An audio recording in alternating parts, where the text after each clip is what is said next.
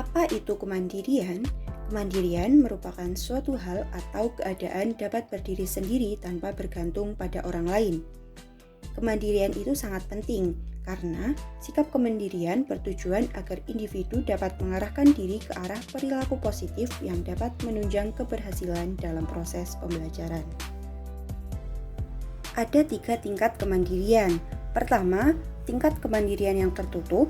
Kedua, tingkat kemandirian yang terbuka. Dan ketiga, tingkat kemandirian sejati.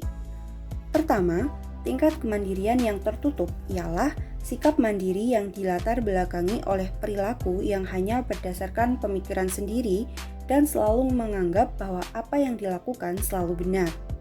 Yang kedua, tingkat kemandirian yang terbuka ialah sikap mandiri yang sudah mulai bisa menerima sesuatu yang lebih baik, walau itu dari orang lain, mulai peduli dan membuka diri serta memperhatikan kebaikan bagi dirinya dan orang lain.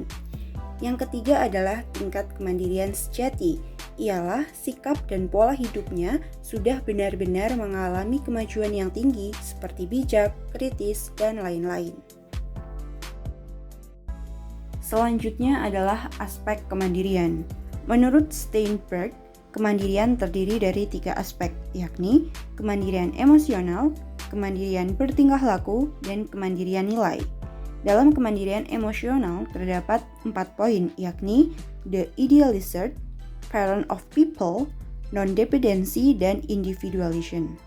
Dalam kemandirian bertingkah laku dibagi menjadi 3 poin, yakni kemampuan pengambilan keputusan, kekuatan terhadap pengaruh pihak lain, dan memiliki kepercayaan diri. Sementara pada kemandirian nilai dibagi menjadi 3 poin, yakni abstract belief, principle belief, dan independent belief.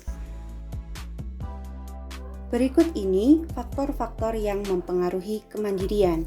Pertama, gen atau keturunan orang tua. Orang tua yang memiliki kemandirian tinggi seringkali menurunkan anak yang memiliki sifat mandiri juga. Kedua, pola asuh orang tua. Cara orang tua mengasuh dan mendidik anak akan mempengaruhi perkembangan kemandirian pada masa remajanya. Yang ketiga, sistem pendidikan di sekolah. Sistem pendidikan juga berpengaruh pada kemandirian anak, di mana sistem belajar yang demokratis dan interaksi dua arah akan lebih membawa dampak positif bagi anak. Yang terakhir adalah sistem kehidupan di masyarakat. Sistem kehidupan masyarakat yang kurang menghargai manifestasi potensi anak dalam kegiatan produktif dapat menghambat perkembangan kemandirian anak. Berikut ini fase-fase kemandirian.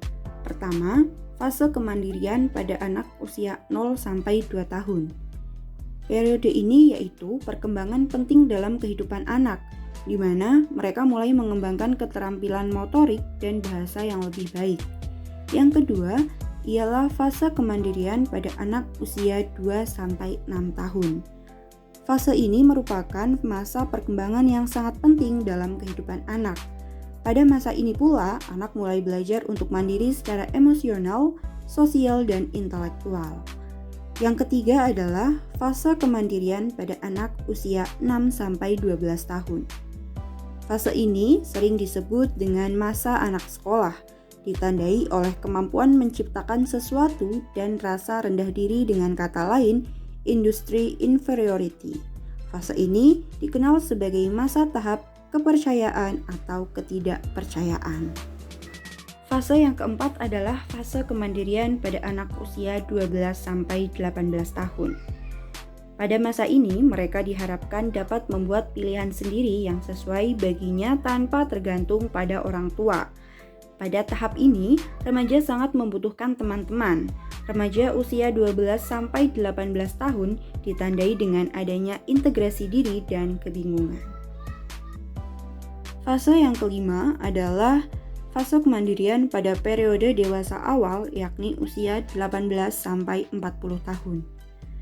Dewasa awal adalah masa peralihan dari ketergantungan ke masa mandiri, baik dari segi ekonomi, kebebasan menentukan diri sendiri, dan pandangan tentang masa depan sudah lebih realistis.